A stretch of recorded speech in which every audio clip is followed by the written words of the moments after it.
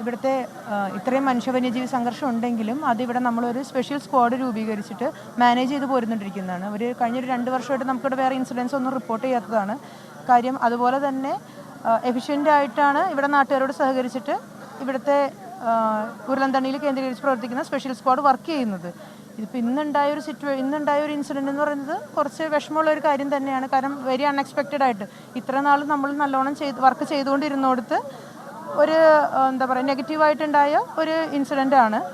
അതുപോലെ തന്നെ ഇപ്പം ഈ ഏരിയ കുറച്ച് സെൻസിറ്റീവ് ഏരിയ ആയതുകൊണ്ട് ഇവിടുത്തെ ഇഷ്യൂസ് ഹാൻഡിൽ ചെയ്യുന്നതിന് വേണ്ടിയിട്ട് ഓൾറെഡി സർക്കാർ ഇവിടെ ഫെൻസിങ്ങിനായാലും ട്രെഞ്ചിങ്ങിനായാലും ഓൾറെഡി ഈ ഫിനാൻഷ്യൽ ഇയറിൽ തന്നെ കംപ്ലീറ്റ് ചെയ്യാൻ പാകത്തിന് പ്രപ്പോസൽസ് ആക്കിയിട്ടുള്ളതും അതുപോലെ തന്നെ ട്രെഞ്ചിൻ്റെ വർക്ക് ഓൾറെഡി നമ്മൾ സ്റ്റാർട്ട് ചെയ്തിട്ടുള്ളതുമാണ്. പക്ഷേ ഈ പറഞ്ഞ പോലെ ഇങ്ങനെ ഓൾറെഡി നമുക്കൊരു പ്രയർ ഇൻഫർമേഷൻ കിട്ടിയിരുന്നില്ല ഇങ്ങനൊരു എലിഫൻറ്റ് മൂവ്മെൻറ്റ് ഉണ്ടെന്ന്. യൂഷ്വലി നമുക്കൊരു ഇൻഫർമേഷൻ കിട്ടുകയാണെങ്കിൽ കറക്റ്റായിട്ട് നമ്മളുടെ സ്ക്വാഡ് അത് അറ്റൻഡ് ചെയ്യുകയും ഈ പറഞ്ഞ പോലെ തന്നെ ഒരു 2 വർഷമായിട്ട് നമുക്ക് വേറെ ഇൻസിഡൻസ് ഒന്നും ഇല്ലാതെ നാട്ടുകാരോട് സഹകരിച്ച് പോയിക്കൊണ്ടിരിക്കുന്ന ഒരു ഏരിയ ആണ്.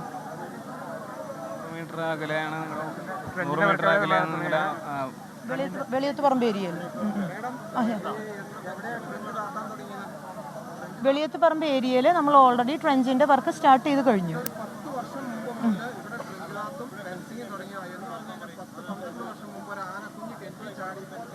ഓൾറെഡി ഇപ്പോൾ ഇതിനു മുന്നേ ചെയ്തിട്ടുള്ള ഫെൻസുകൾ നാശമായി കിടക്കുന്ന ഫെൻസുകൾ ഉണ്ടെങ്കിൽ അതെല്ലാം ഒരു 10 മിനിറ്റ് മുമ്പ് ഫോറസ്റ്റ് ഓഫീസിൽ ആന നിൽക്കണ്ടെന്ന് പറഞ്ഞു എന്ന് പറയണം. അങ്ങനെ ഒരു പ്രയർ ഇൻഫർമേഷൻ കിട്ടിയിട്ടില്ല. അങ്ങനെ ഒരു ഇൻഫർമേഷൻ കിട്ടിയിരുന്നെങ്കിൽ കറക്റ്റായിട്ട് ആക്ട് ചെയ്യുന്നതാണ് സ്ക്വാഡ്. അത് തന്നെ പറഞ്ഞത് ഒരു 2 വർഷമായിട്ട് കറക്റ്റായി ആക്ട് ചെയ്തു പോരുന്ന സ്ക്വാഡാണ്. ഇവിടെ ജനങ്ങളോട് നല്ല സഹകരണത്തോടു കൂടെ തന്നെയാണ് സ്ക്വാഡ് ഇവിടെ വർക്ക് ചെയ്യുന്നത്. ഇവിടുത്തെ വികാരി അച്ഛൻ തന്നെയാണ് പറഞ്ഞത് ഇങ്ങനെ ഇവിടെ ഇൻഫോം ചെയ്തായിരുന്നു, ആരും വന്നില്ല എന്ന്. അങ്ങനെ ഒരു ഇൻഫോർമേഷൻ കിട്ടിയെങ്കിൽ ഒരിക്കലും നെഗ്ലക്റ്റ് ചെയ്യാത്ത പോകുന്നവരാണ് സ്റ്റാഫ്. ഇപ്പോൾ ഓൾറെഡി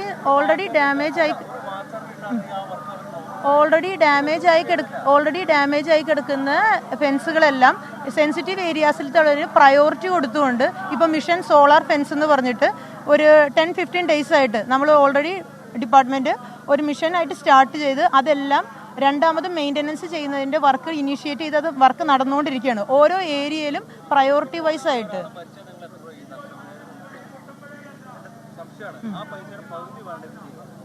അതാ പറഞ്ഞേ പ്രയോറിറ്റി വൈസ്